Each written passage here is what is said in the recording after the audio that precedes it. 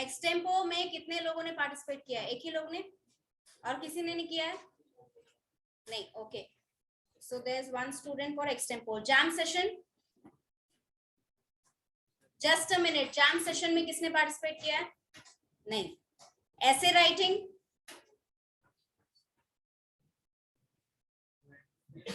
Okay, around 10 to 15 students. चलिए, vocabulary quiz. अच्छा, this is group event, just wait a minute. Story writing में किसने participate किया है? नहीं, स्टोरी राइटिंग. अब कंप्लीट द स्टोरी में still no majority. Read to lead, okay, there's the majority. Good. Live commentary,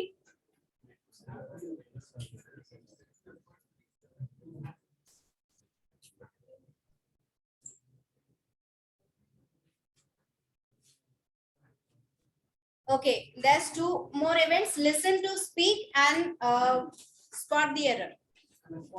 Spot the error में how many? Okay, listen to speak में कोई है? एक स्टूडेंट है.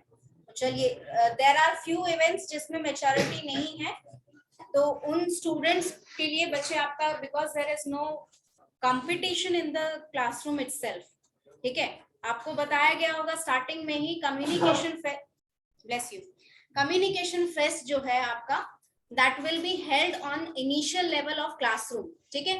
तो क्लासरूम में आपके कंपटीशन में कोई होगा जब वो पार्टिसिपेंट होगा, that means you are the only one participating. तो आप इंडिविजुअली परफॉर्म करेंगे. If you are good enough, you are automatically qualified. अगर नहीं है तो आप ऑटोमेटिकली डिस्क्वालीफाई होंगे. दैट मीन्स इस क्लास में उस इवेंट के लिए कोई नहीं जाएगा, ठीक है. जिसमें मेजॉरिटी है, फॉर एग्जाम्पल स्टोरी टेलिंग और सॉरी स्टोरी राइटिंग एंड ये कंप्लीट द स्टोरी, इस तरह के जो मेजॉरिटी वाले इवेंट्स हैं उनको, sorry yes, read to lead, इन इवेंट्स को हम लोग क्लासरूम में करवाएंगे अच्छे से. एंड उन स्टूडेंट्स को तो पार्टिसिपेट करना ही है obviously, those who are competing. Rest students जो पार्टिसिपेट करना चाहते हैं उनके लिए मैं एक बार सारे लिस्ट जो है, list of all the events that are being conducted here, वो मैं एक बार रिपीट कर देना चाहती हूँ, because there are lot of students who are new here, ठीक है, जिन्हें नहीं पता है. Hello, am I Audible?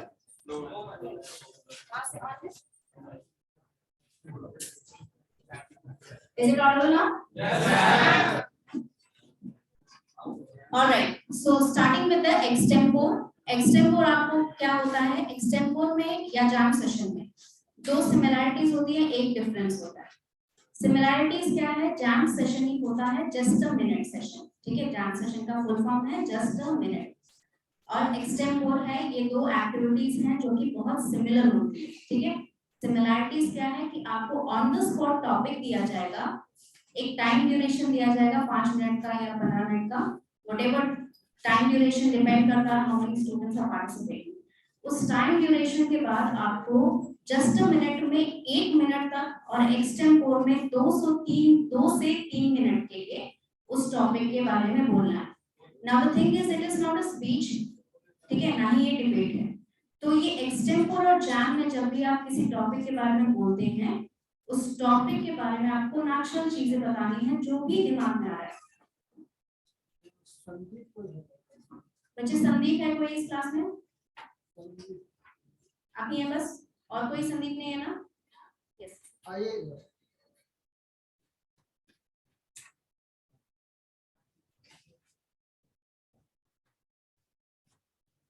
Yes, so as I was telling, extempore और jam session में इतना ही डिफरेंस है. टॉपिक दोनों का आपको एट द मोमेंट दिया जाएगा, टाइम ड्यूरेशन दिया जाएगा सोचने के लिए, लेकिन जस्ट अ मिनट में आपको 1 मिनट तक लगातार उस टॉपिक के बारे में बोलना है, और एक्सटेम्पोर में आपको 2 से 3 मिनट तक बोलना है. Now here people are very confused. बच्चों को दिक्कत इसलिए आती है क्योंकि आपको समझ में नहीं आता है बोले, ठीक है. First of all, do not filter out your thoughts. आप फिल्टर बहुत ज्यादा करते हैं.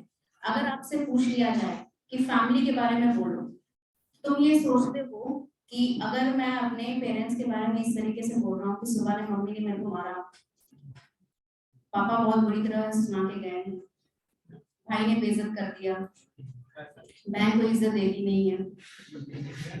अब इस तरीके से तो बता नहीं सकते तुम क्लासमेट्स के सामने, है ना? अब तुम उसे फिल्टर करने की कोशिश करते हो, क्या मम्मी बहुत अच्छा खाना बनाती है, पापा जो मांगते हैं फीस टाइम पे भर देते हैं, हमारी ख्वाहिशें पूरी कर रहे हैं, ठीक है? भाई बहन हैं घर में, तो ये फिल्टर करने का तरीका देखो। तुमने फिल्टर किया तो सेंटेंसेस कितने बने? मुश्किल से 5 सेंटेंसेस, ना तो 1 मिनट में कंप्लीट होगा, ना तो 2 मिनट में कंप्लीट होगा। तो आप फिल्टर करोगे तो इसका मतलब क्या होता है? तुम्हारे थॉट्स कम पड़ते जा रहे हैं, तुम्हें ज्यादा मेहनत करनी पड़ रही है अच्छे थॉट्स जुटाने के लिए। अब यही चीज अनफिल्टर्ड बोलो। अब देखो अनफिल्टर्ड और सिविलाइज्ड वे में बोलना का 2 तरीका होता है, ठीक है? अनफिल्टर्ड का मतलब ये नहीं कि आप किसी भी लैंग्वेज में किसी तरीके से बोल दें, ठीक है? मतलब घर पे जैसे छोटे भाई को डांटते हैं उस तरीके से बोल दें, वो नहीं है। अनफिल्टर्ड का मतलब ये है कि आप रियलिटी प्रेजेंट करते हैं।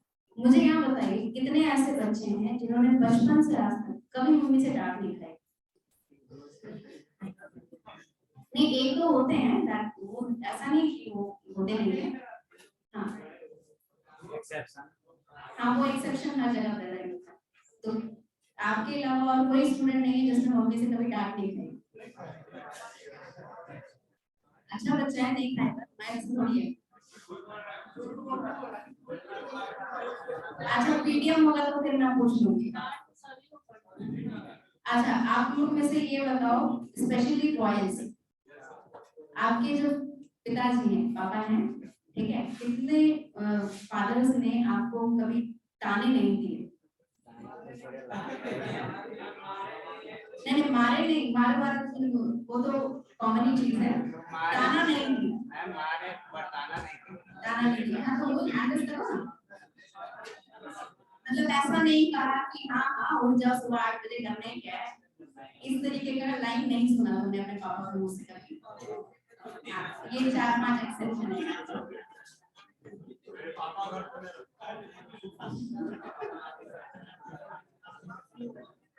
Okay, just because it does not happen because of non-contact, that does mean कि वो होगा ही नहीं, ठीक है? हाँ बिल्कुल, पीटीएम में आइए, फिर उसके बाद पता चल जाएगा। और कितने लोग यहाँ पर हैं जिनके छोटे भाई बहन हैं? नहीं, छोटे भाई बहन आप नहीं, आपके छोटे भाई बहन। हाँ बाकी के नहीं है, चलो कोई बात नहीं। अब इनमें से जिन्होंने हैंड रेस किया, जिनके छोटे भाई बहन, कौन अपने भाई बहन से काम करवाता है? नहीं, झूठ नहीं बोलना, देखो ये तो सरासर झूठ हो जाएगा कि तुमने पानी का ग्लास नहीं मंगाया उससे।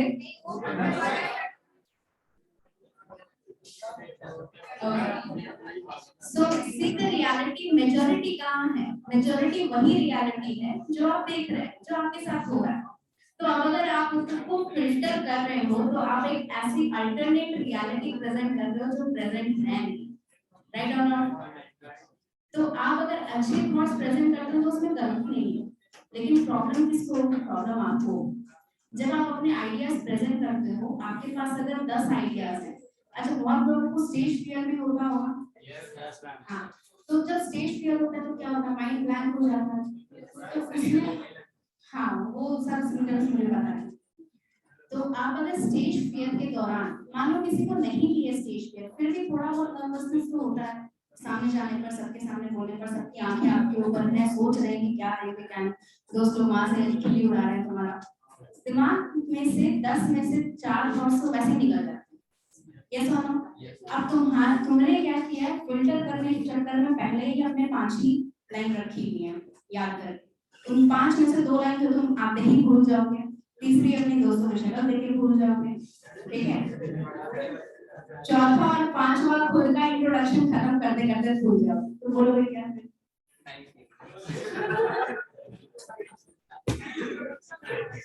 हाँ, इंट्रोडक्शन करके थैंक यू, वही होता ही है, ठीक है? दैट इज द रियलिटी, और वही आप करते ही हैं। Because of that chance session extend हो से बच्चे बहुत डरते हैं, क्योंकि उन्हें एक तो फिल्टर करना आता है, ठीक है, और वो फिल्टर करने के बाद भी हिंदी टू इंग्लिश कन्वर्जन करते हैं, है कि नहीं? पहले तो हिंदी में सोचते हो क्या बोलना है, फिर उसके बाद इंग्लिश में सोचते हो, कन्वर्ट करके, फिर उसके बाद जाके बोलते हो।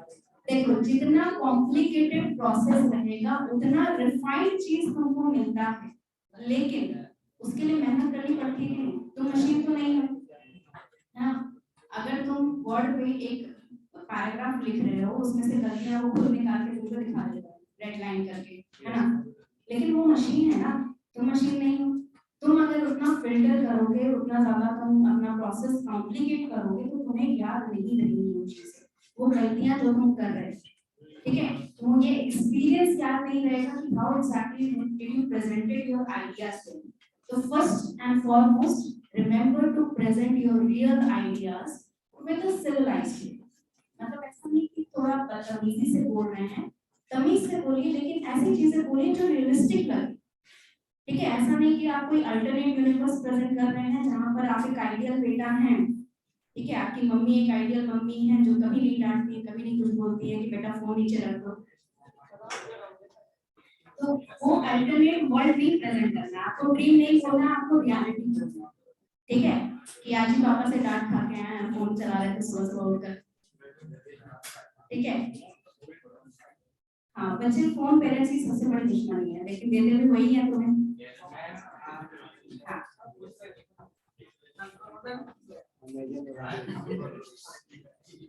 Whatever reason, but still they have provided you as a source, ठीक है, as a resource to uphold your success and go to the path of God.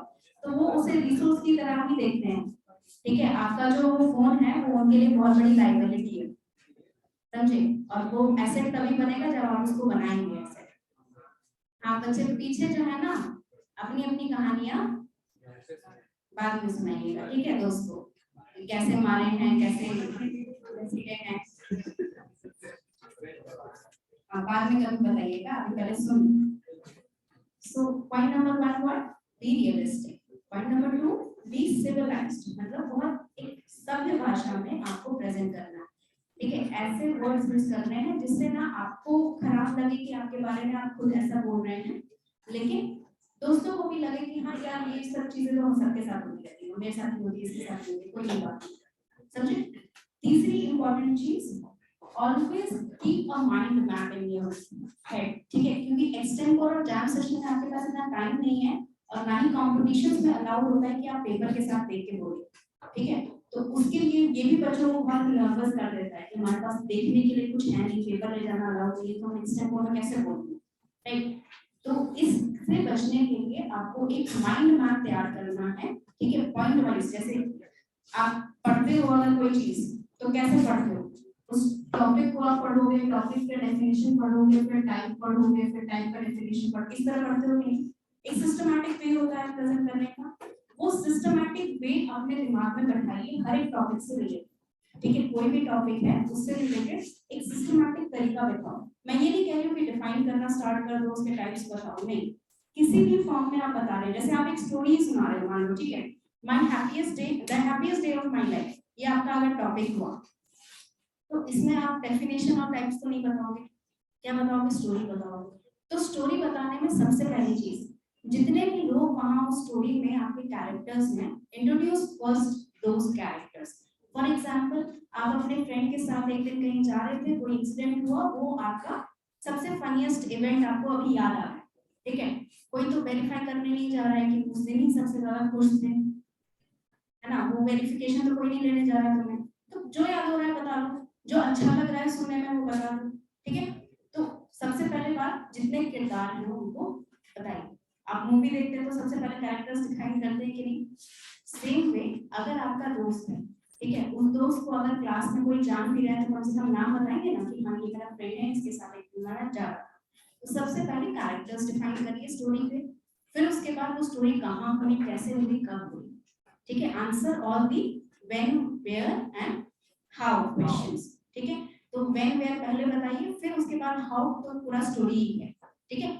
उस फॉर्मेट में अगर आप बताएंगे तो आपको याद भी रहेगा, ठीक है। दूसरी बात, आप घबराएंगे नहीं क्योंकि आपने एक फॉर्मेट बना रखा है दिमाग में, तो आपको ये नहीं लगेगा कि हाँ क्या बोले, कैसे बोले, कुछ समझ नहीं आ रहा है, भूल जाएंगे क्या। फॉर्मेट अगर दिमाग में रहेगा तो कोई बात नहीं, कहानी आखिर हुई तो तुम्हारे साथ ही है ना। अपने एक्सपीरियंस को शेयर करना है। तो एक्सपीरियंस को शेयर करने से आधी दिक्कत तो वही खत्म हो जाती है कि जो चीज तुम कर चुके हो, जैसे प्रैक्टिकल और थ्योरी में होगा, थ्योरी पढ़ के भूल जाते हो, लेकिन आज तक कोई एक्सपेरिमेंट करके भूले हो? जो अच्छा आपका जो एक्सप्लेनेशन होता है, ठीक है, कोडिंग अगर सर कोई प्रोग्रामिंग पढ़ा रहे तो प्रोग्रामिंग पढ़ाने के बाद तुम भूल जाओगे, लेकिन वो करके अगर दिखा दिया सर ने कि कैसे रन करता है, वो भूलोगे क्या? कुछ नहीं तो कम से कम उसका आउटपुट याद आएगा तो, है ना, कि ऐसा सर ने ऐसा कुछ किया था और ये आउटपुट आया था, है कि नहीं? तो वो प्रैक्टिकल पर्पस ज्यादा आसान होता है शेयर करना। So if you give that thing out there, that is much better and you will be much more confident. ठीक है, ये 3 पॉइंट समझ गए?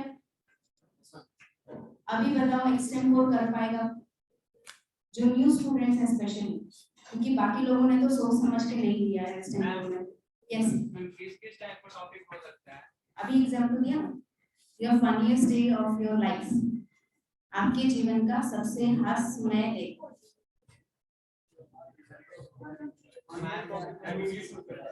हाँ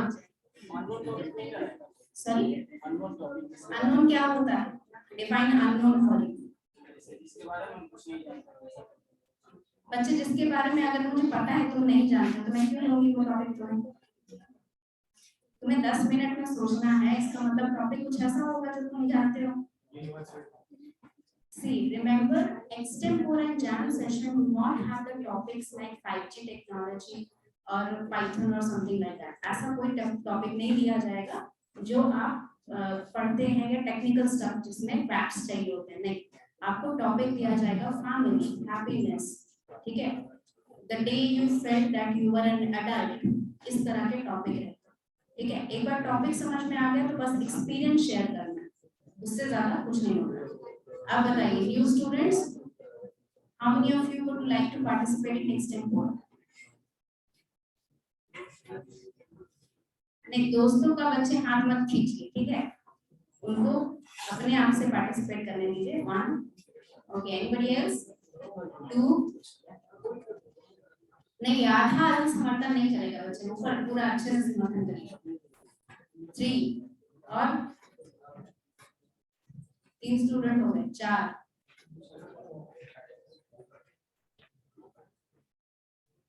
एनीबॉडी एल्स? 5, ये 4 उठ रहा है या जबरदस्ती उठाया जा रहा है? बच्चे हाथ खड़ा करना है तो ढंग से करो ताकि मैम को दिखे, ठीक है, ऐसे छुप छुप के समर्थन करते हैं ये लोग हाथ दिखाकर। ओके, ओनली 4 to 5 स्टूडेंट्स, चलिए ठीक है, कोई बात नहीं, लेकिन स्टूडेंट्स काफी है, इससे will have a competition now. हां, that's what I am telling, देखो एक बच्चे में कंपटीशन थोड़ी होता है, कंपटीशन के लिए कम से कम 2 चाहिए। 5-6 बच्चे हैं, प्रैक्टिस करेंगे, हम लोग आपस में देखेंगे, then it will be a real competition for you, ठीक है? ऑलराइट, हाँ चलो बस करिए, डिस्कशन करने नहीं बोला था, क्वेश्चन का आंसर पूछते नहीं है कि बस अपना शुरू हो जाते हैं। ऑलराइट, एक्सटेम्पोर और जैम सेशन हो गया, ठीक है, दोनों में डिफरेंस नहीं है। जैम सेशन में आपको बस 1 मिनट बोलना है, एक्सटेम्पोर में 2-3 मिनट तक बोलना होता है। And remember, it does not mean कि आपका पास टाइम ड्यूरेशन लिमिटेड है तो आप पॉज नहीं ले सकते हैं। बहुत लोगों को ये लगता है कि 1 ही मिनट है, कम टाइम है, लगातार बोलते जाएंगे, बच्चे सांस रुक जाती है, ठीक है, आप ऑलरेडी नर्वस होते हैं, आपकी दिल की धड़कन ऑलरेडी तेज होती है, ऊपर से आप अगर सांस नहीं लेंगे वहीं बेहोश हो जाएंगे स्टेज पर। बच्चे रियलिस्टिक चीज बोलो, ठीक है, पेंट होना रियलिस्टिक है, कलेजा कैसे बाहर आता है? ये क्या लैंग्वेज होती है बताओ?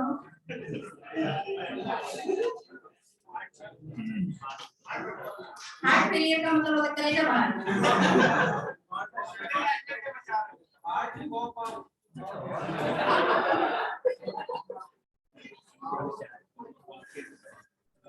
थोड़ी जबान साफ करिए, ठीक है?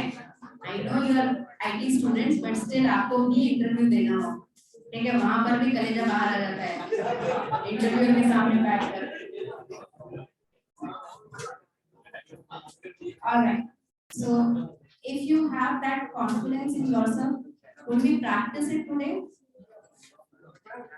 एक बार प्रैक्टिस करें, जिन लोगों ने पार्टिसिपेशन में हैंड रेज किया है, आपने कभी किया है participate? Yes ma'am no ma'am दोनों हो रहा है बच्चे। मुझे ये बताइए जिन्होंने हैंड रेस किया था, न्यू स्टूडेंट्स जिन्होंने अभी हैंड रेस किया था, आप लोगों में से कितनों ने पहले कंपटीशन ऐसा किया हुआ है पहले स्कूल में, एक्सटेम्पोर या जैम सेशन पहले कभी किया है? सॉरी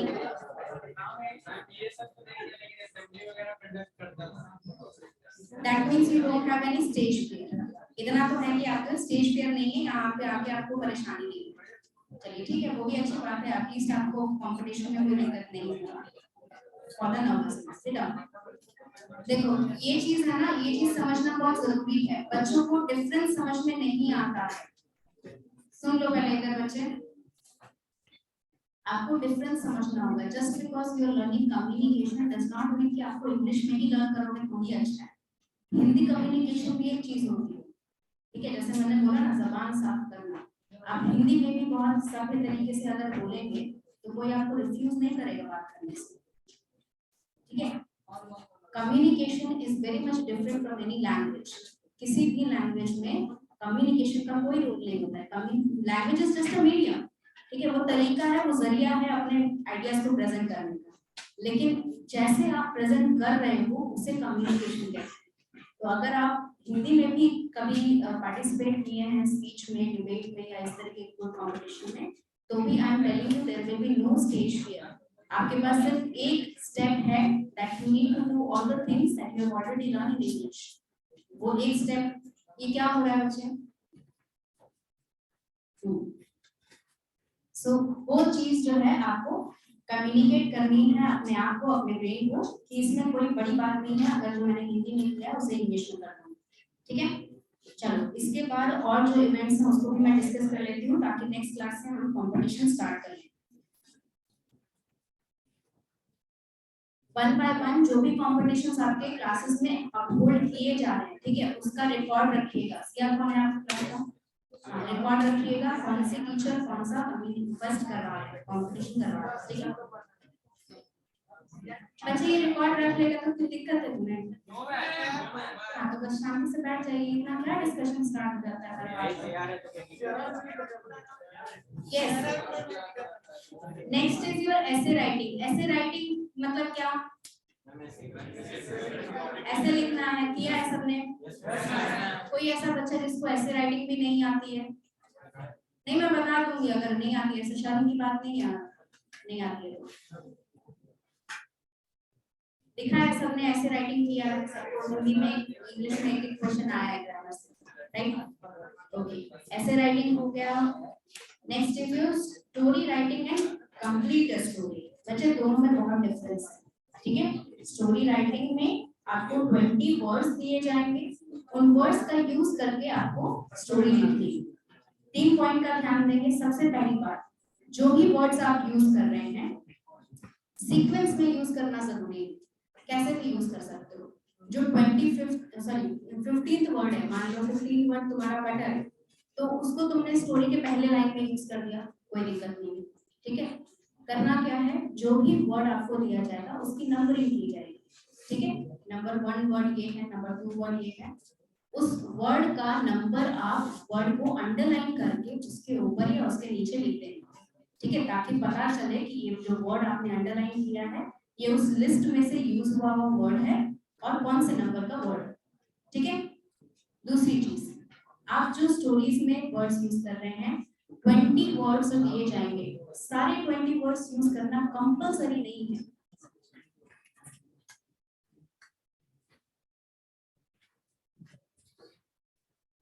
मेक हिम अप, पानी दो उसमें। 20 वर्ड्स है, कोई मिनिमम मैक्सिमम क्राइटेरिया नहीं है, लेकिन आप जितने वर्ड्स यूज करेंगे उतना ज्यादा आपके मार्क्स होंगे, ठीक है? जैसे आपने 20 वर्ड्स यूज कर लिए सारे, तो 20 में से वो मतलब रेशियो वाइज, ठीक है? 5 मार्क्स का अगर तुम्हारा यूजिंग ऑफ द वर्ड्स है तो उसमें 5 मार्क्स तुम्हारे सारे, ठीक है? मान लो अगर तुमने 8 ही वर्ड यूज किए या 10 ही वर्ड यूज किए तो उसके अकॉर्डिंग रेशियो आपका 2.5 या 2 मार्क्स आपको मिल जाएगा अप्रॉक्सीमेटली। नाउ जो भी वर्ड्स आप यूज कर रहे हैं, remember one thing, the third rule is do not write the plot line too long. मतलब क्या, कहानी में इतनी डिफिकल्टीज मत डाल दीजिए कि उनके सॉल्यूशन बताते बताते 2 पेज 3 पेज की किताब लिखते रहे। ठीक है, उतना नहीं लिखना है। Story writing is a short story writing in which you have to just use the words that are given. तो जितना छोटा स्टोरी होगा उतना अच्छा। ठीक है, लेकिन एक प्लॉट लाइन मतलब एक डिफिकल्टी होनी चाहिए, उसका एक सॉल्यूशन निकालना चाहिए, बस इतना काफी। ठीक है, अगर आप 2 ले आ रहे हैं प्रॉब्लम्स, 3 ले आ रहे हैं, तो उसका सॉल्यूशन क्या हो गया बच्चे उधर।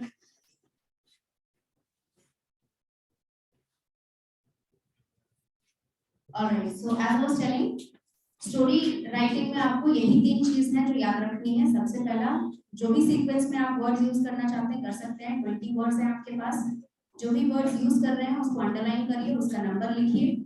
दूसरा, जितने प्लॉट लाइंस आप यूज करेंगे उतने ज्यादा आपको सॉल्यूशन देना पड़ेगा, उसकी वजह से उतना ज्यादा स्टोरी लंबा होगा। Try to take it one at a time, एक प्रॉब्लम एक सॉल्यूशन, काफी है। दूसरा, आप जितने भी वर्ड्स उसमें यूज करोगे, जितने ज्यादा यूज करोगे बेहतर है, लेकिन कंपलसरी नहीं है कि सारे वर्ड्स यूज ही करते हैं। मतलब ऐसा नहीं कि कहानी बना रहे हो प्लॉट लाइन छोड़ के आप वर्ड्स यूज करने में लगते हैं। मैम तो एक भी वर्ड का यूज करिए, एक वर्ड को 2 वर्ड। एक भी वर्ड नहीं यूज करोगे तो फिर क्या किया आपने, कहानी लिख दी बस। एक वर्ड को 2 बार यूज कर सकते हैं। बिल्कुल यूज कर सकते हो।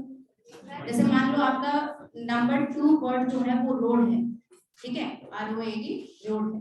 अब रोड में आपने कुर्जी रोड लिख दिया, ठीक है, फिर उसके बाद I was on the road लिख दिया, 3 बार लिख दिया रोड, इससे कोई दिक्कत नहीं, ठीक है। एंड जैसे 20 वर्ड है उसमें से अप्रोक्सीमेटली जितना यूज करोगे उतना ज्यादा मार्क्स मिलेगा। कम यूज करोगे तो इसका मतलब ये नहीं है कि आपके पास स्कोप नहीं है नंबर बढ़ाने का। टाइम ड्यूरेशन वही आपका 1 आवर से कम ही रहेगा, अप्रॉक्स 30 मिनट्स आप ले लीजिए, 30 मिनट्स आपको मिलेंगे, क्योंकि बहुत ज्यादा लिखना नहीं है। अप्रॉक्स आपका 100 to 150 या बहुत ज्यादा तो 200 से ज्यादा वर्ड्स का नहीं होगा। सिंपल भी हो सकता है, सॉफिस्टिकेटेड भी हो सकता है। तो अगर कोई मीनिंग नहीं समझ में आया तो it might be a problem. That's what I am telling. इसीलिए मैं कह रही हूँ कि अगर मान लीजिए उसमें से 2 वर्ड या 3 वर्ड ऐसे हो जिसका मतलब ही नहीं आपको पता है, तो यूज करने से स्टोरी खराब हो सकती है। ठीक है, तो उनको छोड़ देना ज्यादा बेहतर है। ठीक है, नहीं सुधरोगे तुम लोग। नेक्स्ट है आपका complete the story. Complete the story जो है उसमें आपको 2-3 लाइनें स्टोरी की स्टार्टिंग की दी जाएंगी और उसी से आपको कंटिन्यू करना है। For example, I came to the college at 8:30. I thought I was late, but after coming here, I found out that the clock of my mobile phone was 15 minutes ahead.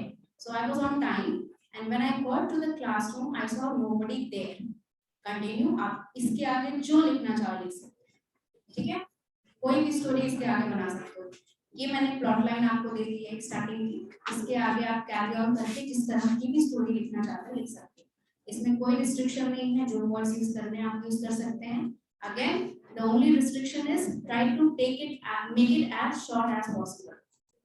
150 तक खत्म करने की कोशिश करनी। जितना ज्यादा प्लॉट लाइन, मतलब मैंने देखा है क्योंकि प्रैक्टिस सेशन में मैंने देखा है बहुत सारे बच्चे इतने सारे प्रॉब्लम्स घुसा देते हैं कि उस बच्चे का पेरेंट्स नहीं था, उस बच्चे का पढ़ाई नहीं हो पा रहा था, गरीब था, ये था वो था, अब उसका सोल्यूशन निकालते निकालते पूरा 3-4 पेज की स्टोरी लिखी हुई, वो नहीं करना। ठीक है, एक प्रॉब्लम एक सोल्यूशन, स्टोरी खत्म। ठीक है, fine. Yes ma'am. One last.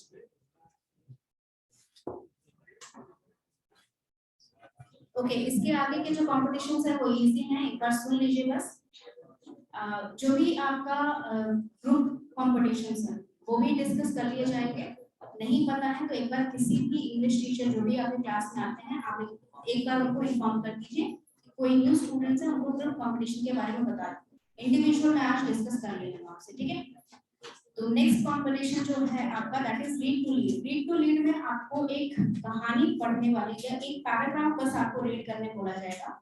उसके बेसिस पे 2 तरह के आपको सवाल के जवाब देने होंगे। पहला वो कि या तो आपको पूरा पैराग्राफ समझाने बोला जाएगा, ठीक है। दूसरा, जो ऑडियंस है, जो सुन रहे हैं, आप लोग अगर सुन रहे हैं बैठकर, तो आप लोग में से कोई एक स्पेसिफिक क्वेश्चन पूछ सकता है। जैसे मान लीजिए रिलेटेबल एक वर्ड यूज हुआ है, उन्होंने जो पैराग्राफ रीड किया तो आपने पूछ लिया कि रिलेटेबल यहाँ किस चीज के लिए, रिलेट करने के लिए यूज हुआ, ठीक है। स्पेसिफिक क्वेश्चन कोई भी आप पूछ सकते हैं, अगर आप सुन रहे हैं तो ध्यान से एक क्वेश्चन तो आप बना ही सकते हैं। तो रीडर को पैराग्राफ पढ़ने के बाद ये क्वेश्चंस आंसर करने होंगे, ठीक है। यस, नहीं। Next is live commentary. Live commentary आपको पता है, आपने मैचेस में देखा होगा कमेंट्री करते हैं तो वो लोग क्या करते हैं, एग्जैक्टली जो भी ग्राउंड पे हो रहा है वो डिस्कस करते हैं, ठीक है। मान लो एक बॉल फेंकी गई है, जो बैट्समैन है वो आउट हो गया, लेकिन जो दोनों अंपायर वहां पर हैं, दोनों को डाउट है, तो वो थर्ड अंपायर के लिए क्या करते हैं, पहले डिस्कस करते हैं, फिर थर्ड अंपायर मारते हैं। तो ये सारी कमेंट्री तब तक चल ही रही है वहां पर, ठीक है। सेम वे में आपको एक वीडियो दिखाया जाएगा जो म्यूटेड होगा, यानी कि उसमें कोई साउंड नहीं है। तो जो भी स्क्रीन पे आप देखेंगे उसको इंग्लिश में आपको कंटिन्यूएशन में बताना है। जैसे मान लो एक लड़का है, वो रेड शर्ट पहन के भाग रहा है, you have to speak that there's a boy around 5 to 6 year old, he is running on the stage, he is wearing red shirt, he is wearing green shorts and he has a ball in a hand। मतलब जैसे जैसे आपको दिखते जा रहा है जो चीज, तुरंत से आपको उसको डिक्टेट करना है, ठीक है। नेक्स्ट आपका है लिसन टू स्पीक। इसमें आपको ऑडियो क्लिप सुनाई जाएगा, सिर्फ वॉइसेस सुनाई जाएंगी और उन वॉइसेस से सुनकर जो आपने सीखा, जो आपने समझा, वो आपको बताना होगा, ठीक है। नेक्स्ट है आपका सिंग अ सॉन्ग। अच्छा, इंग्लिश में कोई ऐसा है जो गाना गाता है? इंग्लिश सॉन्ग, पूरा सॉन्ग या एटलीस्ट 1 मिनट या 45 सेकेंड्स गा सकते हैं। हाँ, नहीं, 1 लाइन नहीं बचे, minimum 45 seconds to 1 minute. 3 students और कोई? आप लोगों ने पार्टिसिपेट किया है? तीनों ने? आपने नहीं किया? गा सकते हैं या कंपटीशन में पार्टिसिपेट करेंगे? बिल्कुल, अभी बच्चे कंपटीशन तो अभी स्टार्ट होगा, अभी प्रैक्टिस चल रहा है सब, ठीक।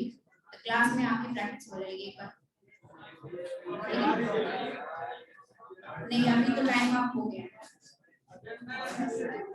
हाँ बच्चे, मेरे को पता है तुम यहाँ शक्ल दिखाने ही आते हो, याद दिलाने की जरूरत नहीं है। Okay, next one is lost in translation की आपका ग्रुप एक्टिविटी है। Spot the error. अगेन आपको स्टेटमेंट्स बोले जाएंगे या लिख के दिए जाएंगे, उन स्टेटमेंट्स में से आपको ग्रामेटिकल एरर ढूंढना है, ठीक है। For example, I will reach the hospital in an hour. इस स्टेटमेंट में कोई एरर है? I will reach the hospital in an hour. And नहीं होगा, नहीं होगा, मैम होगा, within होगा। इन और within में क्या डिफरेंस है?